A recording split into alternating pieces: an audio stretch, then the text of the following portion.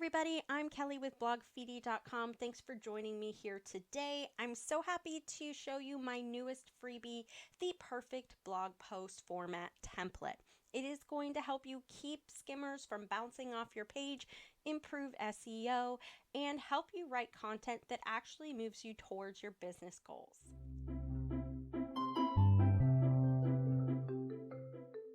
Before we get started, be sure to grab your perfect blog post format template and tips workbook. As you can see, this is going to come with the template and fillable areas to brainstorm each section of your blog post, along with helpful tips all along the way. The link is in the description and it's totally free. Having a solid blog post format to fall back on can mean the difference between blogging success and giving up before you make it. The blog post format itself is pretty simple. First, you want a clickable title.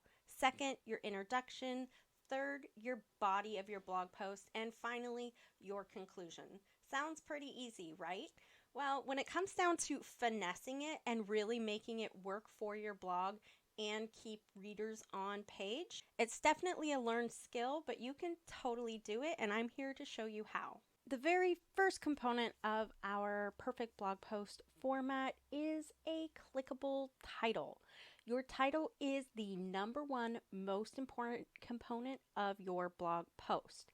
That is because you could write the best, most mind-blowing blog post on the planet, and if your headline sucks, nobody's ever going to read it. And what's more is you only have seconds to grab the reader's attention. Here are a few catchy title tips.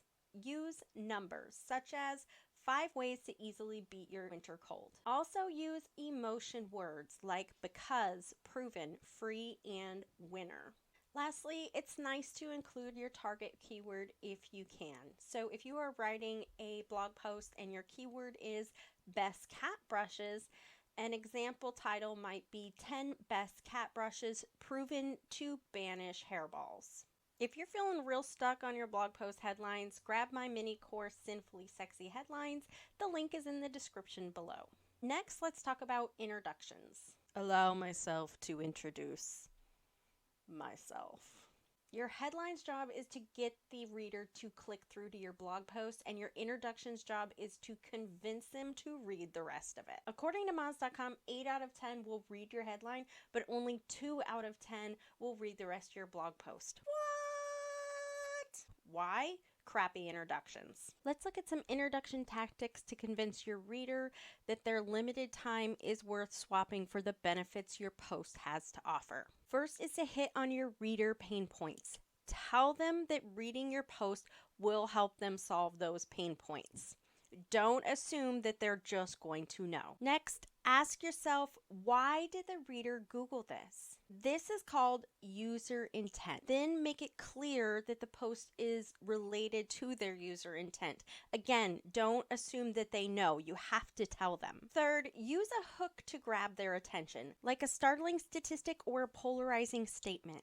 I have another video on how to use 3 easy hooks to grab your reader's attention. I'll link to it above. Now let's move on to the body of the post, the meat and potatoes.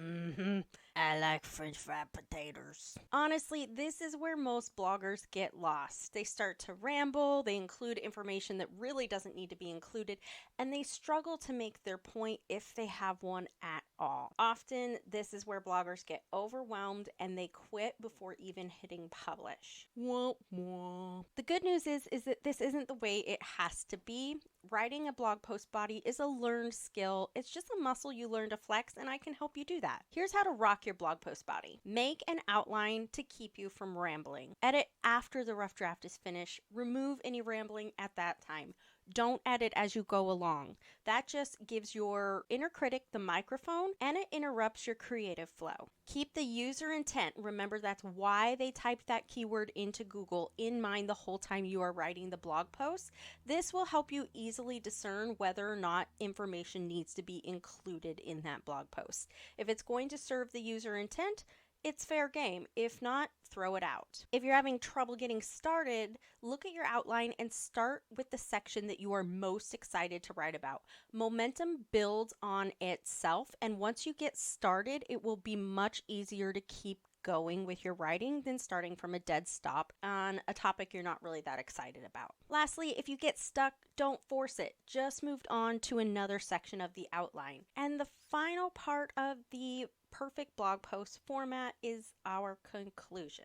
I like to call conclusions the introduction junior. Remember, our catchy title's purpose is to get people to click through to our blog posts. The introduction's purpose is to convince them to read the rest of it, and then the super skimmers scoot down the page without really reading your post, and most of them will give your conclusion a glance. So I like to craft what's called a congratulatory conclusion. Yes, I just made that up. I'm a blogger, folks, which means I'm my own boss and I do what I want. In my congratulatory conclusion, I like to offer up my congrats to the reader for the life-changing transformation they're going to enjoy as a result of reading my blog post. Let's go back to the best cat brushes example. What would the user intent be for somebody typing this into Google? They probably are tired of finding hairballs everywhere, they're spending a small fortune on lint rollers, and they're worried about their cat's health. So a congratulatory conclusion for that keyword might go something like this. Congrats, friend. Now that you know about my 5 favorite cat brushes, you can enjoy a hairball-free life with a healthy cat to boot. What are you going to do with all the money you save on lint rollers? Let me know in the comments below. See? Anyone skimming that article would be convinced to go back and read it thoroughly to reap those rewards. I want to say one more thing about conclusions, and it's important. Don't forget to add a call to action. Bloggers, we are not writing blog posts for no reason anymore. Your conclusion should include some sort of call to action. If that makes you nervous, you don't want to sound salesy or whatever, this is really common. A lot of bloggers experience a lot of mindset issues around selling. Read Meant for More by Lisa Sosovich. It's amazing. I will link to that below as well. I'm going to let you in on a secret. Your blog is not your business. It is a tool for your business. Let's pretend your business is a bike, and your blog is one of the wheels on the bike that helps your business move forward. Each of your blog posts should be a spoke on that wheel. Otherwise, it's just a brick weighing you down. Only craft content that is going to move your business forward somehow. And how we do that is by incorporating calls to action within our blog posts. So going back to our cat brushes example, the let me know in the comments below is technically a call to action. Now that may or may not move our business forward in the way we choose.